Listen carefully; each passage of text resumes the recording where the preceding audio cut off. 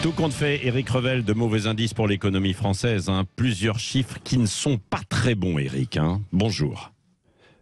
Oui, bonjour Patrick, bonjour à tous. Oui, on peut dire que les nuages, et on en parle quelquefois, mais là les nuages s'amoncellent vraiment sur l'économie française.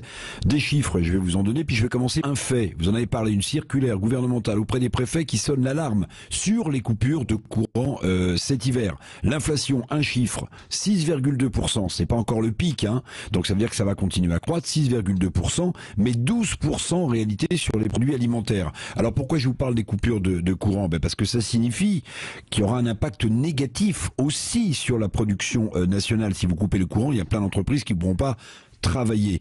Donc si c'est un impact sur la production, Patrick, ça veut dire que la croissance économique qui est nulle en ce moment, qui est à 0,2%, c'est-à-dire c'est l'épaisseur du trait, cette croissance économique va encore en prendre plein la figure. Et puis une inflation qui grimpe, c'est moins de consommation et surtout des problèmes de pouvoir d'achat en cascade. Et voilà, c'est ça. Et la consommation des ménages français, là, il y a un très très mauvais chiffre inquiétant.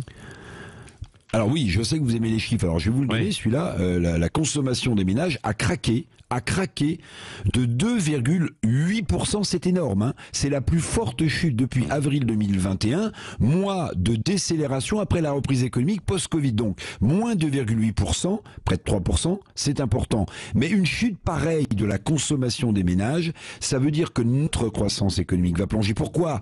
Parce que notre modèle économique, précisément, est basé sur la consommation des ménages et non pas sur les exportations. Tiens, comme l'Allemagne, les exportations françaises, tiens, un autre chiffre, je vous en parle à peine, mais je vous le rappelle, notre déficit commercial, il est de 130 milliards d'euros. Oui, c'est ça. Et pour ceux qui le peuvent, qui peuvent quand même consommer, est-ce que l'épargne doit progresser?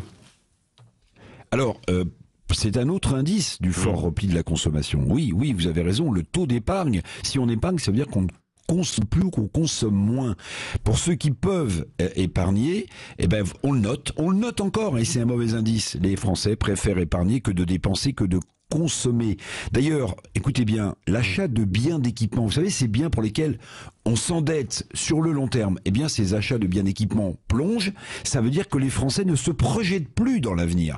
Ça veut dire que nous craignons l'avenir et préférons arrêter les dépenses. Du coup, le taux d'épargne, il est à 16,6%. C'est important comme niveau, 16,6% des revenus disponibles, c'est important.